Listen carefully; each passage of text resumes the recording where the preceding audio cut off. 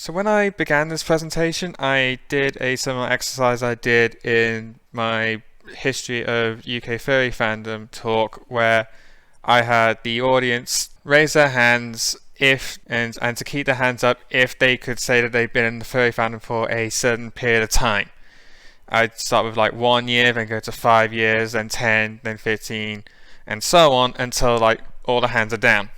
I did this for two reasons. One is just for me to know like how long the people in my audience have been in the furry fandom, to gauge an idea of like what kind of people are interested in the history subjects, but also it was for the audience to see like this furry fandom is been around for a long time, especially considering that there are furries who have been in the furry fandom for decades, several decades. I myself have been in the furry fandom for nearly 15 years now. But, back in the day, furries didn't hang out at conventions or furmeets because they didn't really happen. Instead, what happened was that furries would congregate at other meetups or other conventions for other fandoms, most notably the science fiction fandom. Science fiction as a fan-based community has been around since the late 1920s, and it very quickly became a organized hub for several other fandoms. The anime fandom, for example, was another fandom that kind of got its slow upbringing through the science fiction fan community. For Scotland specifically, there's been documented meetups and community discussions within Scotland since the 1950s, but they didn't have their own science fiction conventions until 1978 with FairCon. Although the most popular science fiction convention during the 80s or so, where furries started appearing in America, was AlbaCon, which is a science fiction convention in Glasgow. Now, some people may make the mistake that AlbaCon comes from the name of the hotel where the convention took place, Albany Hotel, but actually Alba is the Gaelic Scottish word for Scotland. And although the Scottish science fiction fandom has been organised as its English counterpart, they didn't really have their own fanzine. But that being said, one interesting bit of trivia is that Britain's longest running science fiction fanzine was published by a Scottish science fiction fan.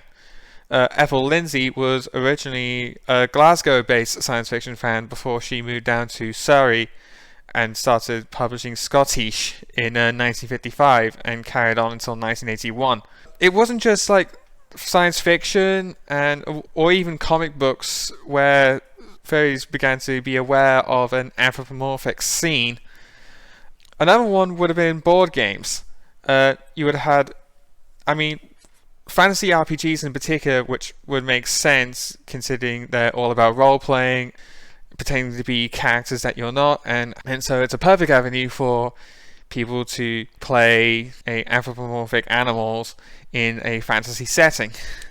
So you would have had board games such as the 1983 Other Suns, created by Niall Shapiro, as well as fanzines that he produced, where a furry movement would have gathered. And science fiction conventions like AlbaCon would have had the board game sessions and board game related meetups, including for board games that would have been imported from the United States and other countries. Though when I do talks, tell people that I do research on the history of the furry fandom in the UK, one question I sometimes get is, who is patient zero?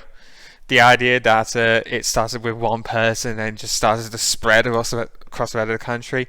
Even if I wanted to entertain the question, it's kind of difficult to find an exact answer because the very early days of the science fiction fandom isn't as well documented as, say, the science fiction fandom. But for Scotland specifically, there are a few names within the UK as a whole, and for Scotland as well, there are some mentions of some very early Scots in the furry fandom. these are particularly from the early 90s. So you had Nick Jardine, artist from Five, who published several bits of artwork for fanzines across the 90s, including Raoul Brazel. You had Runt Abu, a writer from Aberdeen, who also known as Fiona Brown, discovered Furry Fandom through the Animaniacs, and even had her own Animaniacs fan site, as well as published a story for AnthropoMORPHINE, which is not just any furry fanzine, but it was the most successful British furry fanzine in history. You also had another prominent writer from Aberdeen was Fiona Cat, who also used to be a Burn First member, but she isn't anymore. But she's still very much active in the fandom. And then you had Bruce Grant, who was another writer from Aberdeen, who collaborated with an English furry fan, Simon Barber, on a sci-fi story series called Midnight Sonata, as well as wrote stories for publications like Spontoon. Before I can get further into Scottish furry fandoms, I first had to unfortunately acknowledge that England exists. I know it's a hard thing to get through, but well, it's kind of important. 1987. The World Science Fiction Convention would be taking place in Brighton. This is actually the fourth time the World Science Fiction Convention took place in England. The first two times were in London, and then Brighton was actually first took place in 1979. This Worldcon was also historically significant for the science fiction fandom, on the basis that it was the 50th anniversary of science fiction conventions as a whole, the very first one taking place in Leeds in 1937. But for furries, it was also notable because this was the first time there was an organised, documented meetup of furry fans in England. So Mark Molino and Ron O'Reilly from California travelled over to Brighton, along with a few other furry fans such as Ken Sample and Eric Andre, and organised a furry party at their hotel just down the road. What they did was what they would do at the usual hotel room parties at their own local conventions.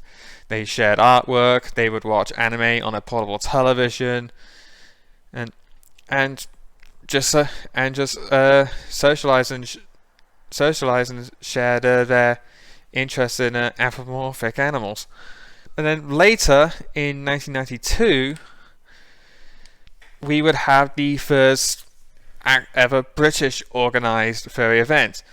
The story with this one was that Ian Curtis, who was a furry fan, science fiction fan, wargaming fan, but professionally he was a writer for Defence and Forest Affairs magazine, and so he would regularly travel to the United States, and through his work he would make friends with many American furry fans, and then when those furry fans had planned to go to a comic festival in Angoulême, France, they wanted to make a visit to England to sightsee for a bit and meet up with some British fans, and Ian Curtis happily obliged and invited those American fans as well as British fans he knew to his home in Yateley. And this and as you can see in the middle, that's an artist's depiction of the meetup, and the meetup went fairly well. That Ian Curtis decided to make this quarterly event. So once every 3 months, mostly British furry fans would all come to his house to spend a weekend, sharing artwork and talking about furry fan stuff. And Bruce Grant, and who may I note came from Aberdeen, he he used to regularly take the coach all the way down to Reading in order to spend the weekend with his furry friends in Yateley. So there was a lot of dedication even well back in the early 90s. It's also so Ian Curtis, who you can see his photograph on both the left and right here. He unfortunately passed away last year, which I feel like it should be a little bit more of a big deal, because without his efforts to organise these early furry gatherings, well, the British furry fandom probably wouldn't be where it is right now. Okay, so now that we got that set about the way, following a successful campaign from Scottish science fiction fans in 1992, the World Science Fiction Convention took place at the Glasgow Scottish Exhibition and Conference Centre in 1995. And as you can see from the aerial photo below, that is what the SECC, or what we nowadays call the SEC, or Scottish Event Campus, looks like. So the tall black building on the left, that's the Crown Plaza, and the two buildings on the right are the main convention centres for the SECC. And as you can see further down, where there's a giant car park, there is no armadillo, the famously designed auditorium. The reason being there is that construction didn't begin on the armadillo until literally the week after this convention, and it wasn't finished until 1997. But regardless, what's also notable about Intersection 1995 was that there was another furry party.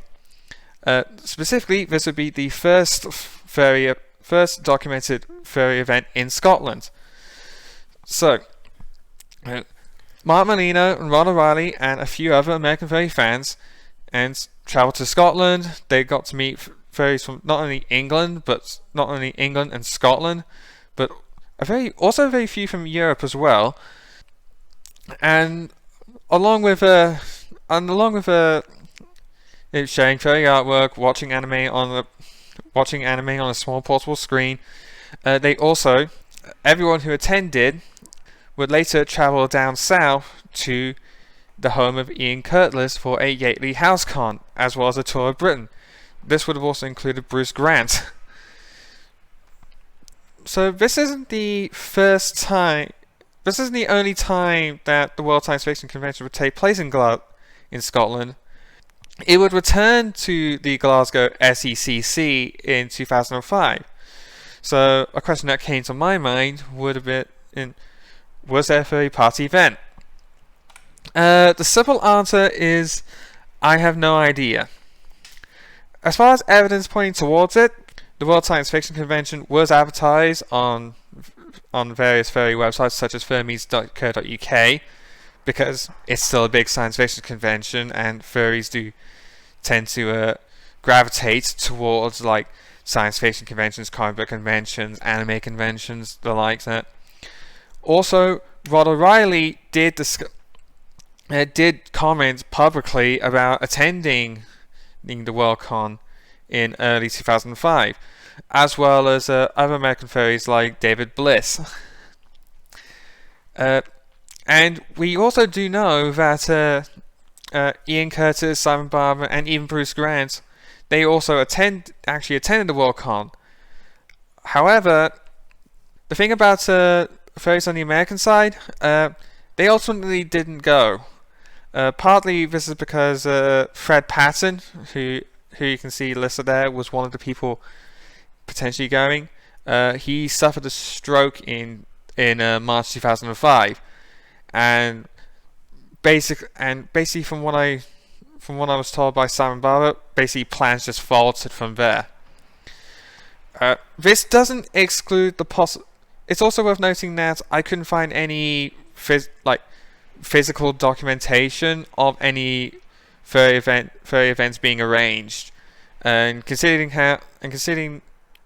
how strong the archives are for science fiction fandom, that does say a lot.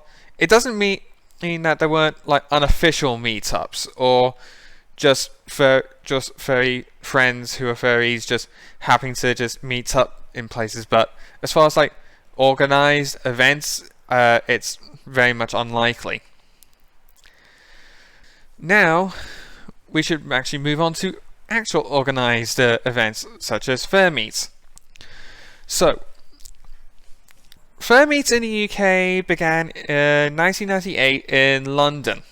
However, I think a lot of credit has to go to the northern fairs when it comes to revolutionizing how furmeets will be ran.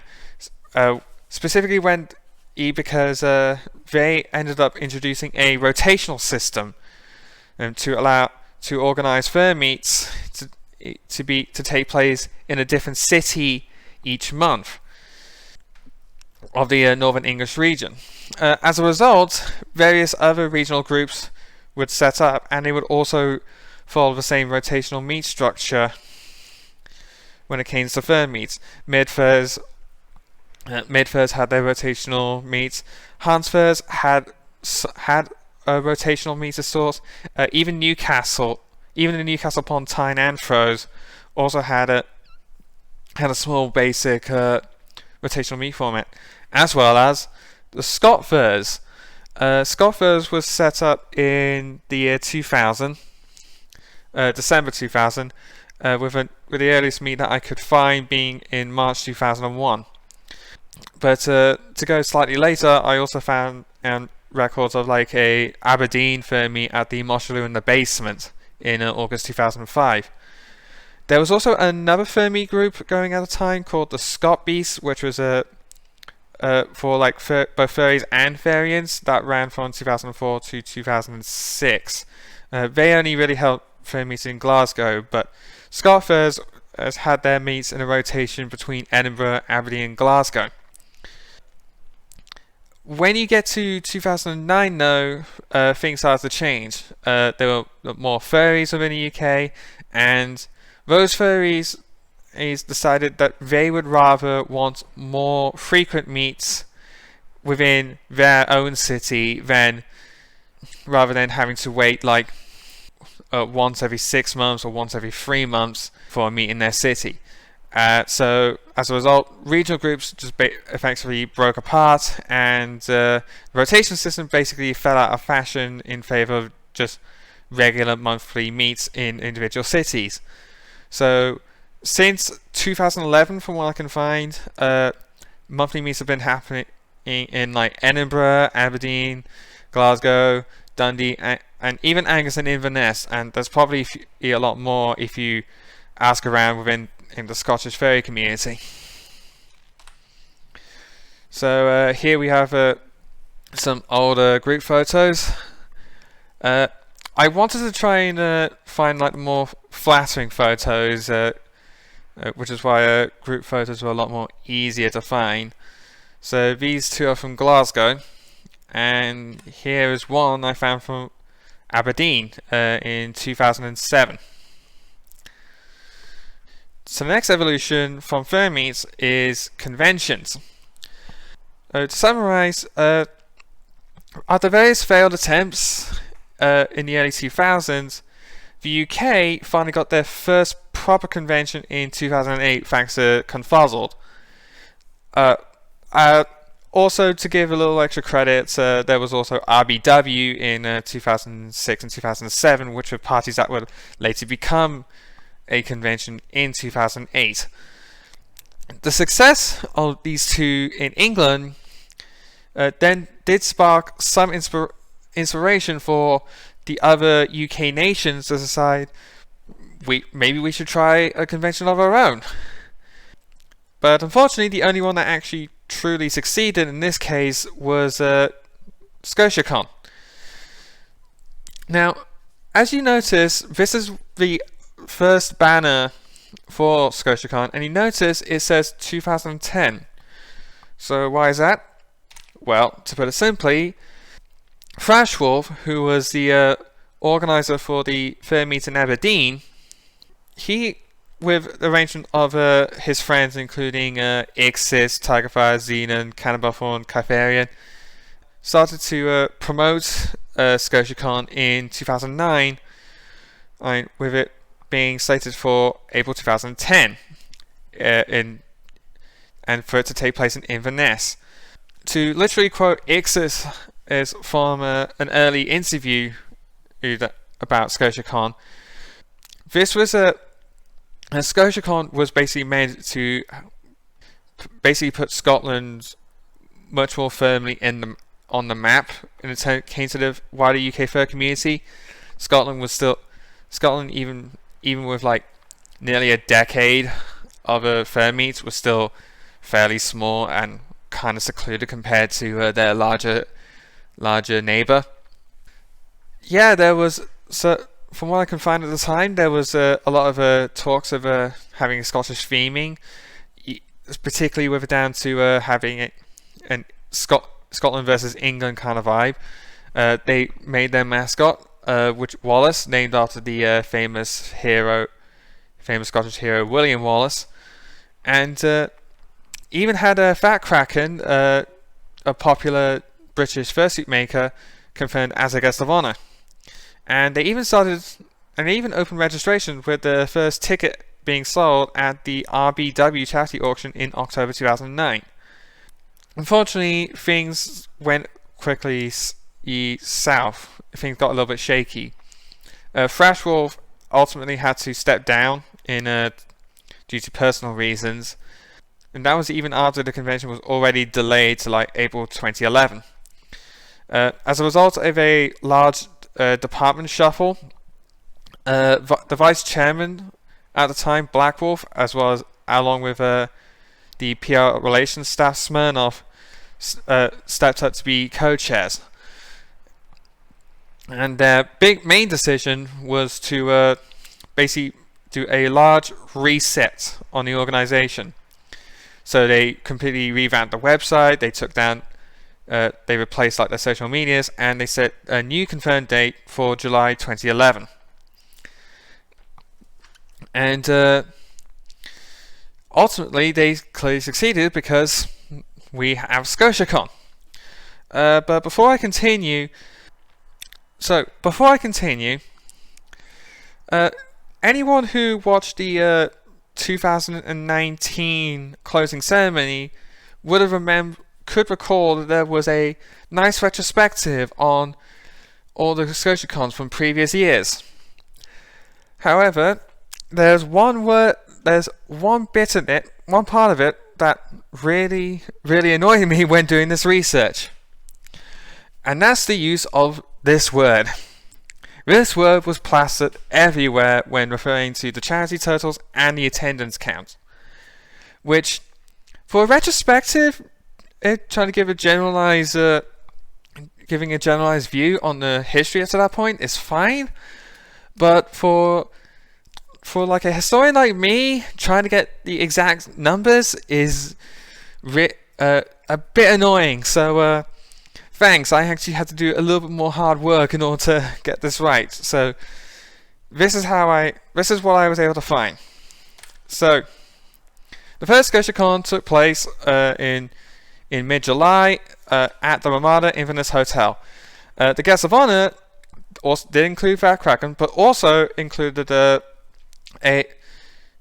Fox and Moore, a Scottish furry pianist and arguably one of the most prolific furry musicians of all time, like internationally. There was no charity and the attendance count. So places like WikiFur and even Fred Patten's Furry Fandom Conventions book, which provided a full chronology of like furry conventions from like 1989 to 2015. According to it, the attendance count for Scotiacon is listed as 50 estimated. Reason why? Well, the root source for that attendance count comes from a UKFurForum post made by Smirnoff, as well as another one by another staff member for Scotiacon at the time, Dragon, basically saying that there was about 50 attendees, and they were only basing it on a rough guess of how many people were actually at the convention at the time. But because I wanted the hard facts, I actually had to dig down in order to try and get it accurate. I would have looked at the official video that they published that did actually list all the attendees, except they only listed the attendees and the guest of honors. There weren't any staff members, and you can't really rely on actually counting the individual staff members in the video. So I looked at with the help of Orcor, I got a copy of the Conbook, which listed all the attendees and the staff. And after some deliberation, we found that 50 was actually pretty spot on. 50 attendees was pretty spot on. So that's 9 staff, 2 guests of honors, 16 sponsors, and 23 attendees. Considering that's the first attempt, getting 50 was pretty impressive. As for what happened at the first Scotiacon, well, there were various events, a lot of it with Scottish theming. Eat Scotland, notably, had the hotel staff prepare various traditional Scottish delicacies for furries to try. You had the Fursuit Highland Games, which is similar to Confuzzled's Furry Olympics. The Furry Vision Song Contest, which was a karaoke / singing contest. Failsuit, which is similar to Confuzzled's Frankensuit at the time, as well as a fursuit walk from the convention to Inverness Castle and the Johnny Fox's pub. There was also a nightclub that was called the Highland Fling, and, being guest of honor, Fox and Moore performed a live set for everyone. While I did mention that there was no charity, there was actually an art auction where the most notable item was a limited edition signed whiskey bottle of the famous grouse. That went for £450 in total. Unfortunately, I couldn't find a bottle or photo of the actual signed bottle, which is why in the corner I just use the generic. I just use the more common famous grouse bottle there. Also, after the convention, considering they were in Inverness, there was actually also a post-con trip to Loch Ness as well. So, Scotiacon 2011 was a success. So, of course, they followed up the following year. So, again, it was in July, and convention and the attendance count doubled. Guests of honors this time were the artists Nimue and Kajito. Their artwork you can see lovingly displayed. And the Ramada Hotel now became the Mercure. And there was a huge, and their first charity, they got big numbers, over 2,000. Basically, all the events returned, especially the Furry Vision Song Contest, considering the theme of musicals. And then they returned to Inverness again in 2013. So you may notice one huge significant difference is, so 2012, as you can see, over 100 attendees, over 2,000 raised for the charity. But in 2013, that number dropped. So now they were under 100 attendees and barely over £600 for the Hands for Heroes charity. So why would this been? I couldn't find an official reason per se, but I think but to theorize, one could have been due to the location. So no disrespect to people from Inverness, but you're in Inverness. You're like at the very northern part of Scotland in the Highlands, and that's a long distance for some some furries to travel. But another reason would have been the date. Instead of its usual July date, it took place in August. And August would have been a particularly common time for bigger American furry conventions, as well as European conventions such as UKFurForums. So some furries may have made those conventions more of a priority. Apparently, there were also some issues with the Mercure Hotel in Inverness as well. Yeah, as a result, attendance dropped and charity dropped. Things needed to change, and so change they did. In 2014, Scotiacon moved to a November time slot.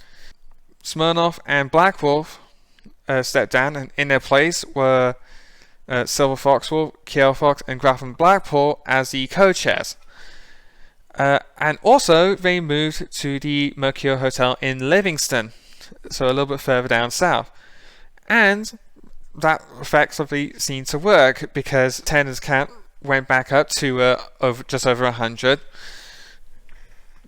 And while the charity number didn't increase as much, it did increase, and there was an effect.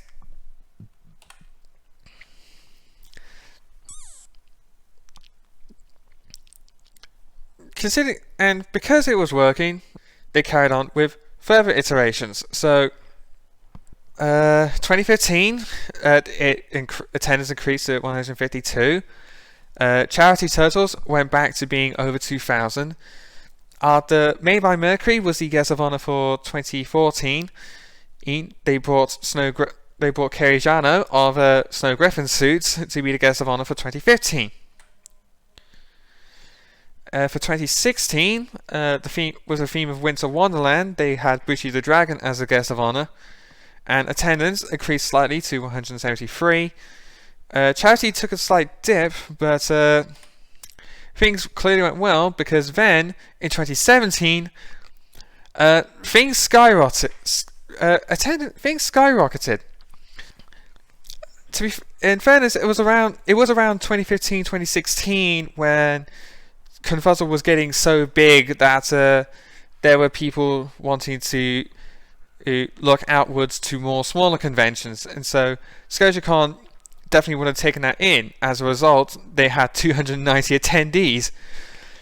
Their guest of honor was another English fursuit maker, because God, that seems to be a thing with this convention. And as you can see, they raised over 3,000 for charity. Okay, I thought the Iron Brew Tower was great, so that's why I included it.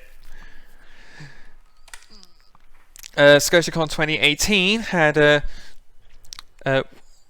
medieval murder mystery theme, and attendance rose to nearly 350. So, guest of honor was the artist Cyber, and 3,000 was raised for the Saint Slide Dog Rescue. And then 2019 saw the biggest increase yet, to nearly 500. And this time they had a steampunk theme, and people really went all in with the steampunk theme, especially helped by Scotiacon making a wise decision to invite Scotland's local steampunk community. Guests, as they call themselves, the Glasgow Ubiquitous E-Steampunk Society. No, I don't know what the E stands for. They very heavily got involved. They sold steampunk items at the dealer's den. They hosted a tea dueling session, and took part in the charity auction. Speaking of which, so the man on the right of this photo, his name is Stephen Taylor. So along with being a guest member, he was the auctioneer for Scotiacon 2019. And I bring him up because unfortunately in January of this year, he unfortunately passed away. So he is missed by many, both in guests and from Scotiacon. And I think it's worth sending my condolences to his family. But yeah, on a lighter note, so the closing ceremony for 2019, they announced that there was going to be a huge change. The first being was that they weren't going to do Scotiacon in November 2020. Instead, they were going to do it in 2021. That wasn't also the biggest news of that convention, because it was also going to take place. Hold on.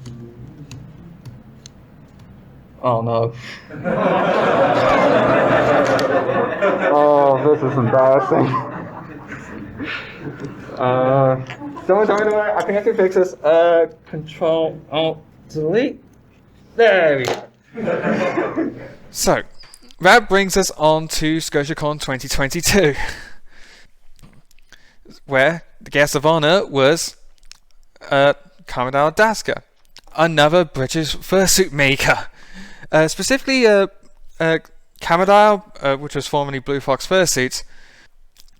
But the biggest change was, of course, it moved to the Crowne Plaza in Glasgow, right next to the Scottish event campus.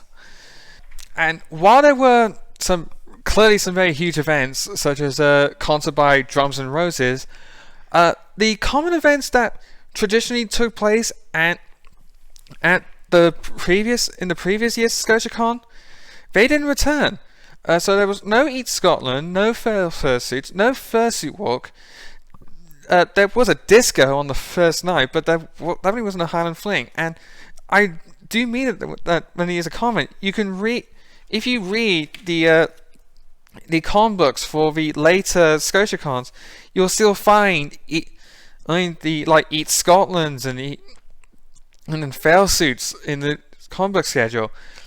Now, I'm not a staff member, but I could probably understand, given the whole pandemic situation, that there might have been a difficult reason, as well as moving to a new venue, that there may have been difficulties arranging some of these events, these specific events on the schedule. It's just that it's a shame that that tradition within the within this one convention was just lost, unfortunately.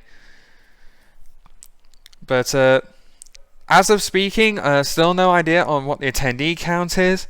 I hope Scotiacon will actually publish them soon. Same with the charity number as well. So to conclude, Scottish furries have been around since the 1990s, so nearly as long as England. England's probably slightly few years older, because there have been English furry fans in the late 80s, but Scottish furry fandom has definitely been around since the very early 90s, so they have been around a long time. And yes, they are everywhere in Scotland, from Glasgow all the way up to Inverness. But the one remarkable fact, which kind of inspired me to do this in the first place, so the first furry event to really happen in Scotland took place in 1995 near the Glasgow SECC, what we now call the SEC Centre. Scotiacon 2022 took place at the Crowne Plaza, which is right next to the Glasgow SEC Centre. So effectively, the Scottish furry fandom's history has gone full circle. It's currently running where it all started. I just think that's a remarkable fact, and I think that's one that I'll effectively leave this. So yeah, thank you all for listening. I hope you enjoyed learning as I did making. If you want to know more about the history of the furry fandom from myself, I've done other videos on the subjects, and I'm also working on a book about the history of the UK furry fandom. So follow Game Popper, just to get the latest updates on that. Thank you.